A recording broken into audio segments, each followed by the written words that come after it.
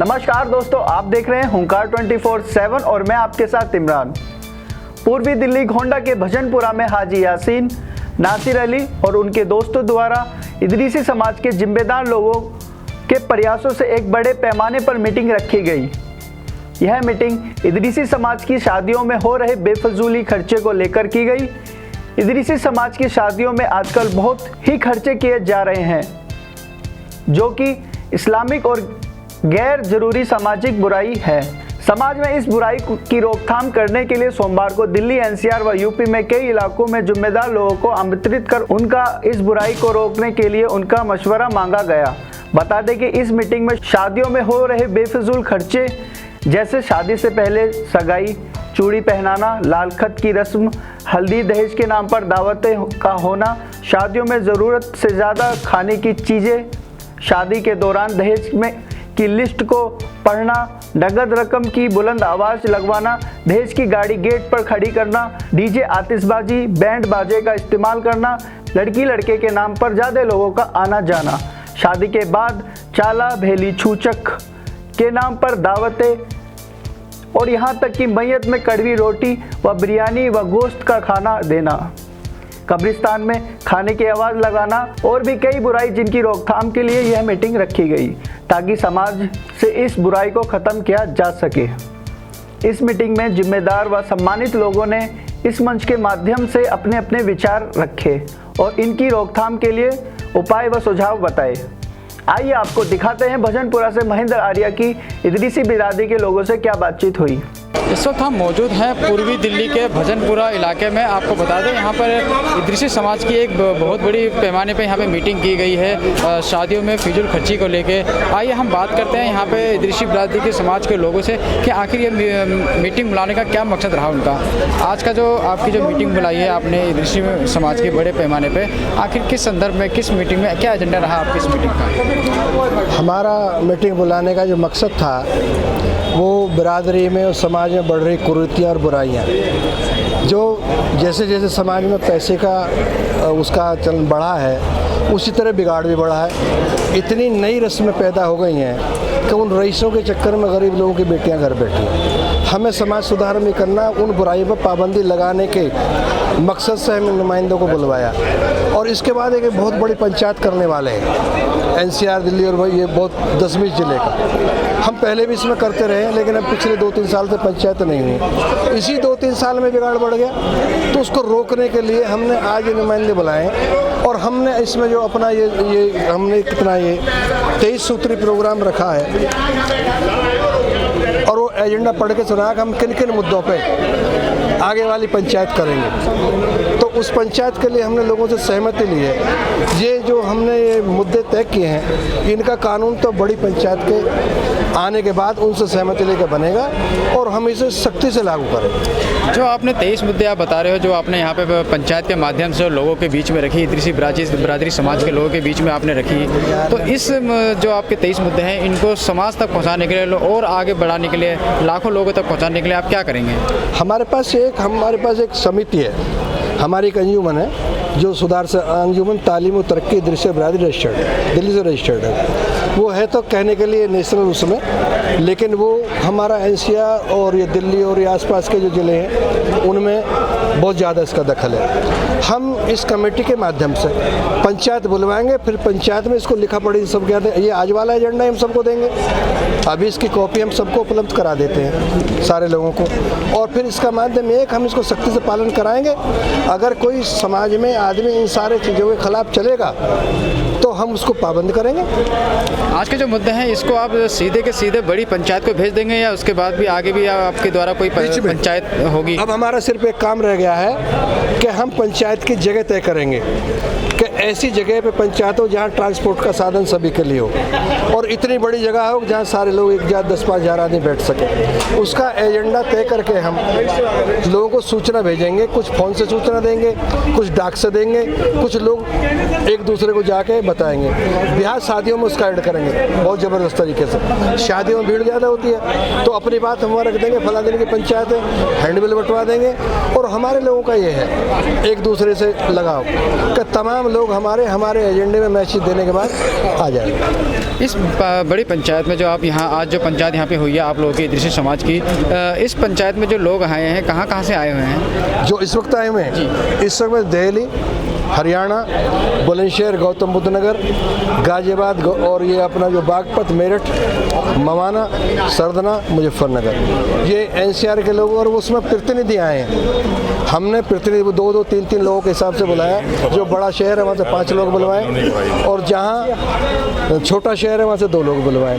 कई गाँवों से 1-1 लोग भी आए हैं। अब ये बुढ़ाना से लोग आए हैं, कई लोग बड़ौद से मुझे नज़र आ रहे हैं यहाँ पे जो सभी जगह से। हाँ तो है लावड़ से। जैसे कि आपने आज जो 23 मुद्दे रखे हैं उन मुद्दे पे ये भी देखा गया है कि बहुत से लोगों को आपत्ति भी आई है, तो इसके लिए आप आगे क्या करेंगे? इसमें कुछ सुधार? टोटल मामले पे एक मुद्दे पे आपत्ति आई है। 23 मुद्दों में से एक पाई है जो नकद उसमें लगन का जो लेन देन सगाई उसके बाद जो चिट्ठी जोड़ा बोलते हैं उसके नकद लेन देन में जेवर तो कोई पाबंदी नहीं। उस आपत्ति का सुधार ये 30-40 लोग जो जिन्होंने ये जिसके संयोजक हैं आज किसके लिए ये सब लोग बैठेंगे। एक दोबारा इनसे मशवरा किया जाएगा, या तो हमारे इन 30 लोगों में सहमति आ जाए कोई रास्ता निकल जाएगा।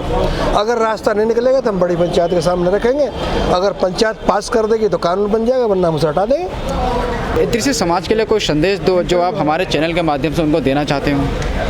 इदरीसी समाज को जो हम संदेश देना चाहते हैं या जो संदेश दे रहे हैं वो सबसे बड़ा संदेश है शिक्षा। अपने पैसे को इधर उधर बर्बाद न करके शौक में, शादियों में, दावतों में बच्चों की शिक्षा पे खर्च करो। हमारी अंजुमन का नाम है तालीम और तरक्की, तालीम तरक्की यानी शिक्षा और रोजगार। तो हम अब उन सबको ये देना चाहेंगे कि अपने बच्चों की शिक्षा पे पैसा खर्च करें, ध्यान दें, उनके रोजगार के उस पर ध्यान दें, फिजूल खर्ची को फ़ौरन बंद कर दें। ये हमारा पैसा हमारे बच्चों की शिक्षा पे काम आना चाहिए। तरक्की समाज जब करेगा ना पंचायतों से करेगा ना भाषण देने से करेगा। हमारी आगे आने वाली पीढ़ियाँ पढ़ी लिखी और काबिल होंगी, हमारी नस्लें मजबूत होंगी तो तरक्की अपने आप कर लेंगे। हमारा सबसे बड़ा मैसेज जो बरादरी को देना है वो बर्बादी को बचाना और शिक्षा को दिलाना। यहाँ पे एक बड़े पैमाने पे यहाँ पे इदरीसी समाज की एक बहुत बड़ी मीटिंग की गई है जिसमें दूर दूर से दिल्ली, एनसीआर और अलग अलग इलाकों से, अलग अलग राज्यों से यहाँ पे लोग आए हैं और मीटिंग में सम्मिलित हुए हैं और क्या नाम है मीटिंग का एक भाग बने हैं। तो क्या कहेंगे, क्या संदर्भ रहा इस मीटिंग का, क्या मकसद रहा? हमारा मकसद ये है कि हमारी बिरादरी के लोग जो फिजूल रस्मों में फंसे हुए हैं, अपने पैसों को वहाँ पर ज़ाया कर रहे हैं, उस पैसे को उन रस्मों में ज़ाया ना करके बच्चों की तालीम के लिए, तरक्की के लिए काम करें। हमारी ये ख्वाहिश है कि हमारे इदरीसी बिरादरी के लोग जो हैं तालीम पे इतनी कोशिश करें कि हमारा हर बच्चा BA और MA बने और हम जो हैं उनके लिए आगे कंपटीशन के लिए जो है फील्ड तैयार करें और ऐसा फील्ड तैयार करें कि हम किसी दिन अपने बिरादरी में ये देखें कि हमारे यहाँ 10 IAS हैं, 10 PCS हैं, 50 डॉक्टर हैं, 100 इंजीनियर हैं। हमारी ये वो ख्वाहिश है। उसी की जद्दोजहद को लेकर हम लोग जो हैं हमने यहाँ पर इकट्ठे हुए हैं। मैं असल में 50 साल से काम कर रहा हूँ अकेला, 50 साल से काम कर रहा हूँ। 50 साल से यही जंग रही है, लोगों को समझाया है, लोगों को बताया, बच्चे पढ़ रहे हैं, अब जा भी रहे हैं, ऐसी नहीं है। लेकिन जितना जाना चाहिए, जितने लोगों को तरक्की करनी चाहिए उतनी तरक्की अभी नहीं मिल रही है। उसकी वजह हम सोए हुए हैं। अब ये लोग जागे हैं, इंशाअल्लाह इनके फ़ायदा होगा। लोगों को समझाएंगे, लोगों को सही रास्ते पर लाएंगे, अपने बच्चों को स्कूलों में भेजेंगे, अच्छे स्कूलों में भेजेंगे और कंपटीशन के लिए ये लोग जो है जो अपना ये होता है उनकी मदद करेंगे, ट्यूशन वगैरह का इंतजाम करेंगे। और जिससे हमारी बिरादरी के लोग, हम लोग इदरीसी बिरादरी के लोग हैं जो तालीम में सबसे आगे थे, वही लोग तालीम में पीछे हैं। हमारे पैगंबर का ये कहना है तुम सब लोग तालीम हासिल करो, चाहे तुम्हें चीन जाना पड़े। इसके बावजूद भी हम उस पर अमल नहीं कर रहे हैं। हम अमल कर रहे हैं सिर्फ शादी ब्याहों की रस्मों के ऊपर। एक प्रोग्राम अभी किया, आगे ये होगा कि हम अपने बच्चों को जो अच्छे कंपटीशन में जा रहे हैं उन्हें बुलाएंगे, उनका जो है यहाँ पर इस्तकबाल करवाएंगे और उन्हें चाहे हमें ट्रॉफी देनी पड़े, चाहे शील्ड देने पड़े, हम वो काम करेंगे, उन बच्चों को नुमाया करेंगे। और अल्लाह मियाँ चाहेगा एक दिन वो आएगा हमारे लोग सरकारी नौकरियों में बेहिसाब। इस मुहिम में आपके साथ अभी तक आप कितने लोगों को अपने साथ जोड़ चुके हैं? सारे लोग मेरे साथ जुड़े हुए हैं, मुहिम चलाने हुए लोग हैं, हम इनके साथ हैं, सब जुड़े हुए हैं। सबकी ये ख्वाहिश है कि हम सही लाइन पर चलें और अपनी बिरादरी को तरक्की के रास्ते पर ले जाएं। और इसके अलावा भी बाहर भी ये तो कम लोग आए हैं, हमारी आवाज़ आवाज़ पूरे मुजफ्फरनगर तक, पूरे सहारनपुर तक, बिजनौर तक और इससे आगे तक भी पहुंची हुई है। हम लोग बिहार तक भी जाते हैं। हमारे लोग जो हैं बिजनौर और ये बिहार और बंगाल तक हम लोग जाते हैं और इसीलिए जाते हैं कि हम लोगों को जोड़ें, मुत्तहिद करें। और इदरीसिया नाम को हम पॉपुलर, ये शब्द है असल में इदरीसी, और वो इदरीसिया भी कह देते हैं, ऐसा कुछ नहीं, इदरीसी है। और इदरीसी के मायने ये तालीम देने वाला। तो हम दूर तक ये कोशिश कर रहे हैं कि हमारा रहन सहन बेहतर हो, हमारे मकान दुकान अच्छे हों, हमारे कारोबार बढ़िया हो, हमारे बच्चे जो है तालीम की तरफ आएँ, यही हमारी ख्वाहिश। इस वक्त हमारे साथ मौजूद हैं आज का जो यहाँ पे कार्यक्रम किया गया है, इदरीस समाज की मीटिंग करी गई है बड़े पैमाने पे, उनके संयोजक। आइए हम उनसे बात करते हैं इस मीटिंग को लेकर। आज जो आपके द्वारा यहाँ पे मीटिंग करी गई है, आखिर क्या मकसद रहा आपका ये मीटिंग करने का? मकसद बहुत साफ क्लियर था कि इदरीसी समाज जो है सामाजिक बुराई में बुरी तरह शामिल हो चुका था।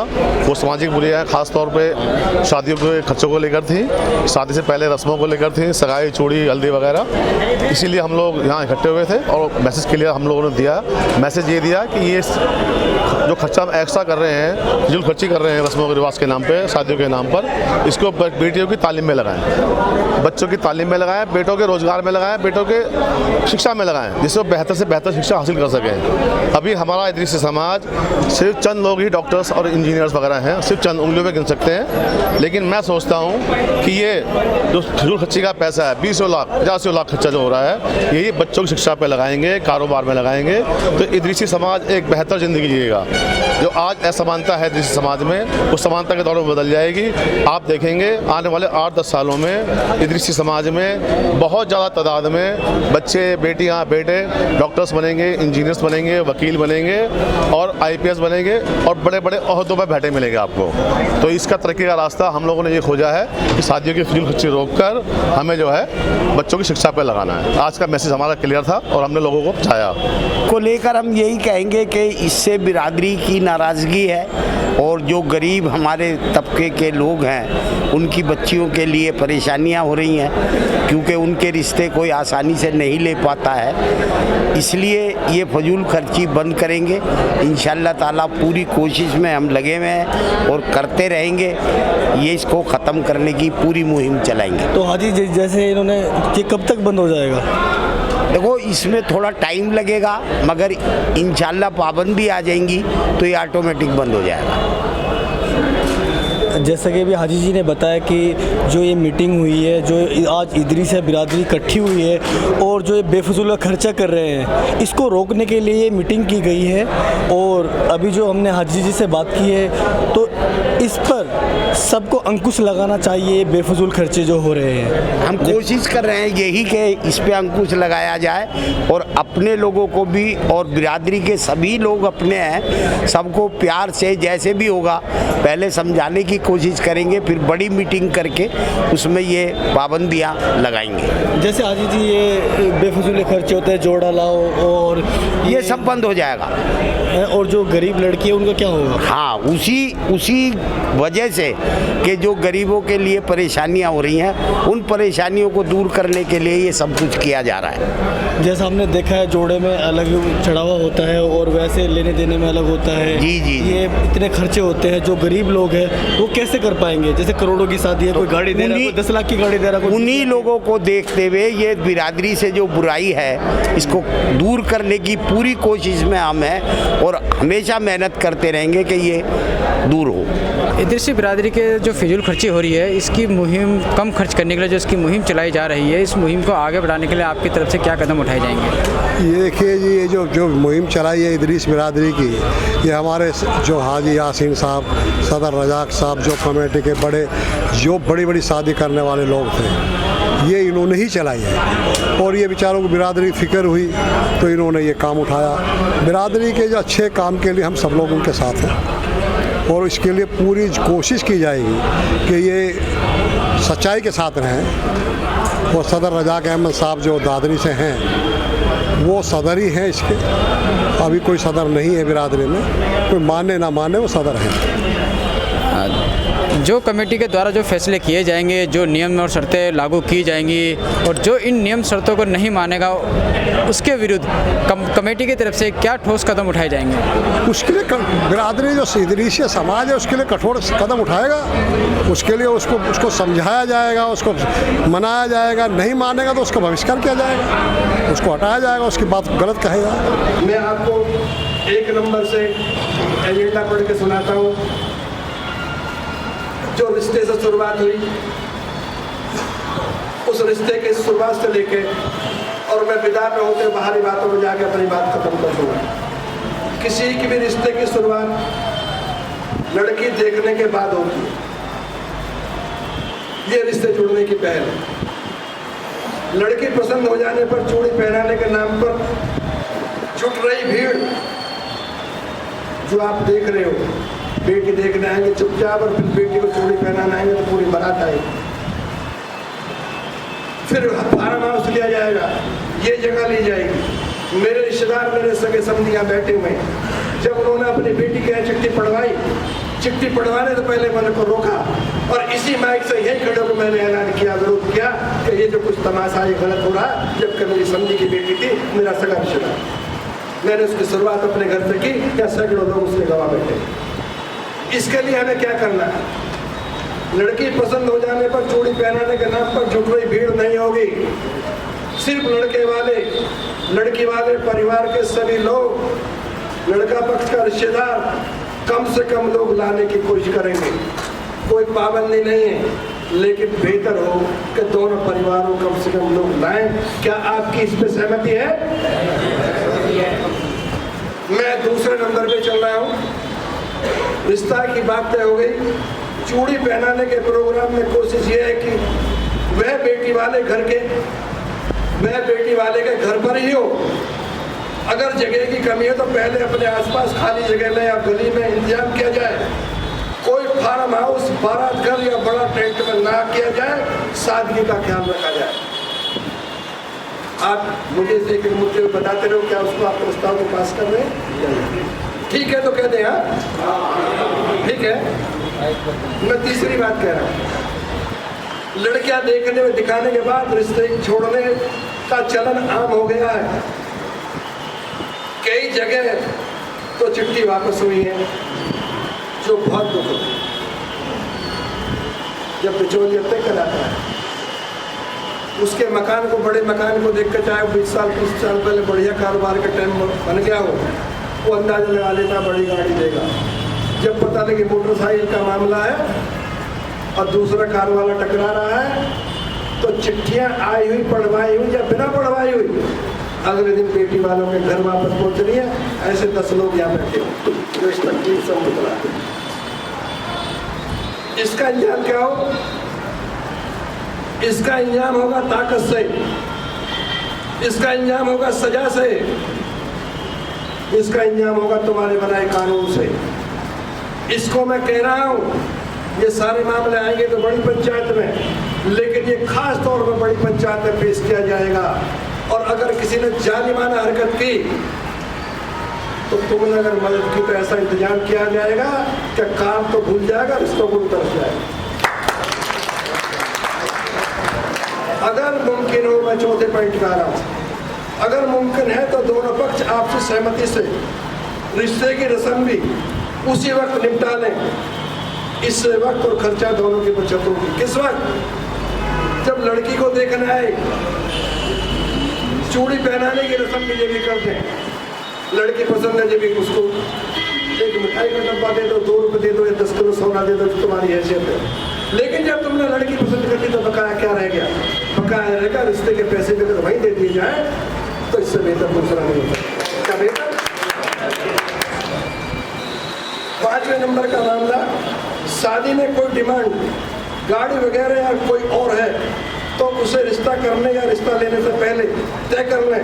रिश्ते की रस्म अदायगी से पहले एक दूसरे के बारे में अच्छी तरह जानकारी कर लें। अगर कोई टांग पूछ उठा के खानदान की देखनी है, पहले कहाँ रहता था, इसका चलन क्या था, होता, मुझे तो रिश्ता लेने के बाद पता लगे, तो भाई पहले जानकारी कर ले। और कोई डिमांड है, कार की, गाड़ी की, घोड़े की, फ्लैट की, मकान की, उसे बता दे। आगे वाले की गुंजाइश होगी तो कर लेगा, नहीं तो हमें अपना सलाम करो।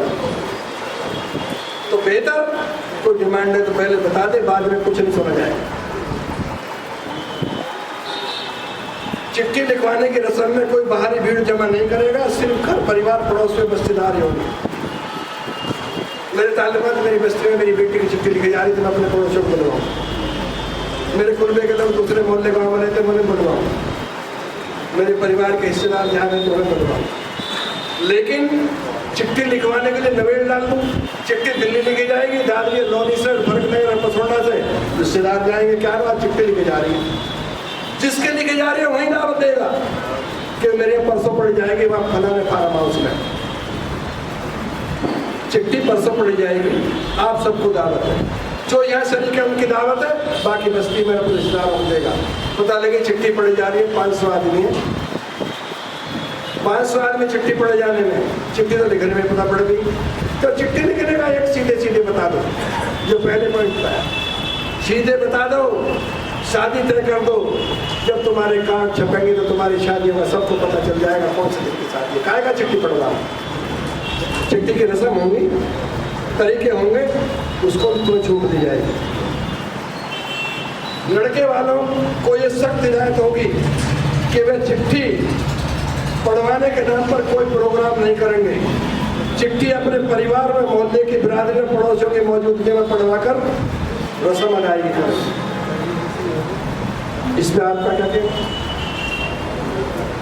चिट्ठी पढ़वाने के मामले में चिट्ठी हमने भिजवा दी तो जिसके पढ़ी जा रही है अपने मोहल्ले, पड़ोसी, बिरादरी के जितने घर हैं पंचायत बना के अपने घर पे चिट्ठी पढ़वा ले, गली को पढ़वा ले, फार्म हाउस, बैंक का ढाल और ये झमेला ना करें तो ये बेहतर है।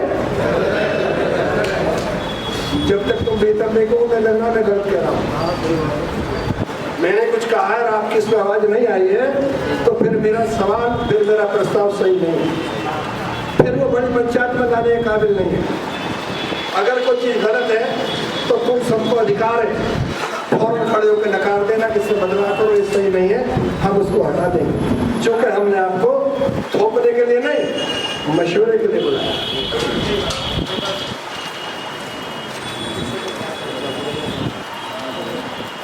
ये मैं 8 नंबर का प्रस्ताव मैं आपके सामने ला रहा हूँ। चिट्ठी भेजने की रस्म में लड़की पक्ष की तरफ से 2 या सिर्फ 2 या 3 आदमी, चिट्ठी भेजने की रस्म में लड़की पक्ष की तरफ से या तो 2 आदमी या सिर्फ बिचौलिया चिट्ठी लेकर जाएगा। अगर लड़की वाला जरूरी समझता है कि मेरे तो मेहमान आने ही चाहिए तो अभी 5 आदमी से ज्यादा नहीं जाएंगे। अब मुझे ऐसा लगा कि मैं कुछ कह रहा हूँ तो आपकी पसंद आ रही। अब मैं एक ऐसी नई चीज ला रहा हूँ जिसको हमने दूसरे लोगों से पकड़ा है, जो बिरादरी हमसे पहले रईस हो गई। हमने खाने में, लेन देन में, दूसरी चीजों में उनकी नकल की है। हमें उनको खत्म करना पड़ेगा। लेन देन के बहुत अपनी बेटी को मौके होते हैं। सगाई में क्या देगा कोई पाबंदी नहीं है, विदा में क्या देगा कोई पाबंदी नहीं है, अपनी बेटी को दोबारा भेजेगा क्या देगा कोई पाबंदी नहीं है। लेकिन पाबंदी कहाँ है, इस पर खास तौर से ध्यान दें। चिट्ठी की रस्म में नकद लेन देन खत्म।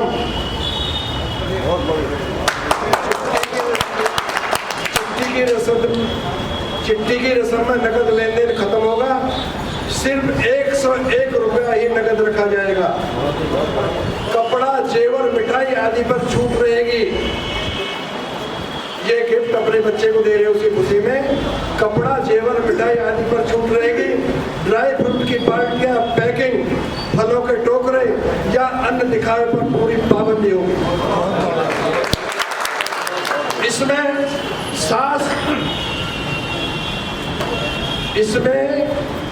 सास, दादी, फूफी, शादीशुदा बहनें, नानी आदि को जो गिफ्ट में जेवर वगैरह छोटी छोटी चीजें, कपड़ा या और चीज दी जाती है उनकी इज्जत अफजाई के लिए, इन पर कोई पाबंदी नहीं है।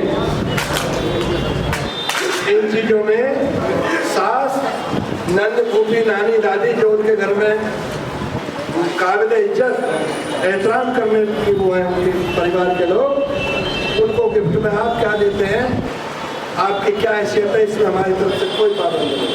आप 1 सूट दो, 2 सूट दो, 5 सूट दो। 60 साल की बुढ़िया समदन, ना मुंह में दांत है ना ठीक से दिखाई दे रहा है, बड़े शर्म की बात है, जोड़ा जा रहा है, समदन का सामान रखा है तो उसमें मेकअप का सामान रखा है,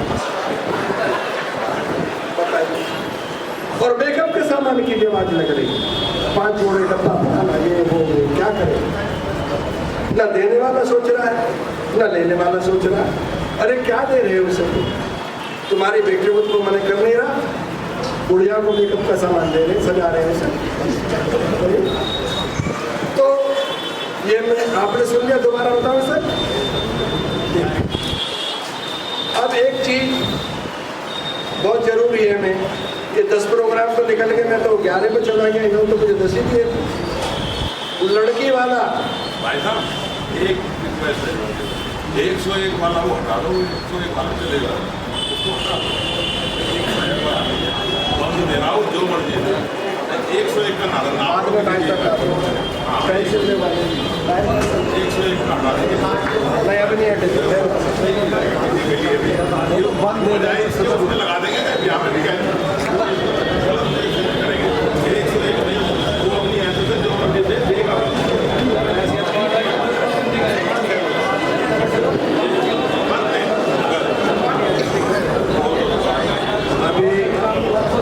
अभी एक मसले में जिसको मैं 9 नंबर पर पढ़ रहा था, उसमें एक ऐतराज आया है, हो सकता हो 10 लोगों की सलाह हो, उसको मैं पढ़ चुका हूँ, लेकिन जब मैं लास्ट में अपनी बात खत्म करूँगा तो मैं दोबारा आप सबसे पूछूंगा, आप जो फैसला लें मैं आपको उसका सहमत हूँ, चूँकि मैं मशवरा लेने वाला हूँ, देने वाला हूँ, आप मशवरा लेने वाले, देने वाले।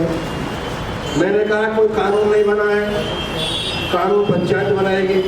मुद्दे पंचायत के क्या होंगे, हम जब 1000 लोगों को बुलाने के 1000 लोगों को, लोग सामने बैठे होंगे, पंचायत क्यों बुलाई, ये सवाल ये है, तो हम 1000 लोगों को काम छुड़वाएंगे, उन्हें क्या बताएंगे? उन्हें बताने के लिए ये तैयारी है कि हमने आपको इसलिए बुलाया। इसमें संशोधन होगा तो करेंगे। मैं 11 नंबर का प्रोग्राम अपना पढ़ रहा हूँ। लड़के वाले लड़की पक्ष को चिट्ठी आने से पहले ही और हो सके तो रिश्ते में ही, इसको मैं आई साहब आप सबसे कह रहा हूँ, खास तौर से गौर फरमा लें,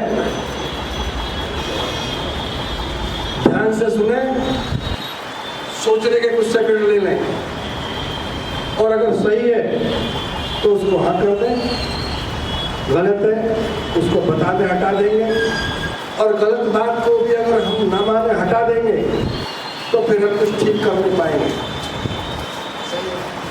न हुकूमतें खुशहाली से होती हैं, न कानून किसी के पैर छूने से बनते हैं।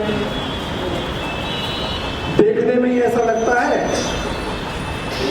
लेकिन सही है कि आपकी ताकत एहसास कराती है, आपकी ताकत कानून बनाती है, आपकी ताकत कानून बनवाती है। खुशहामंद अगर हम ये सोचे कि लचीदारों किसको फायदा नुकसान है तो फिर कुछ हो नहीं पाएगा। लड़के वाला लड़की पक्ष को चिट्ठी आने से पहले ही और हो सके तो रिश्ते में ही यह बताएंगे कि बारात में बैंड बाजा, डीजे, आतिशबाजी या अन्य गैर शरई कोई भी काम होगा या नहीं होगा। अगर किसी की कोई मजबूरी है तो वह अपने कार्ड में से छपवाएगा। बिरादरी समाज की तरफ से इस पर पूरी पाबंदी होगी।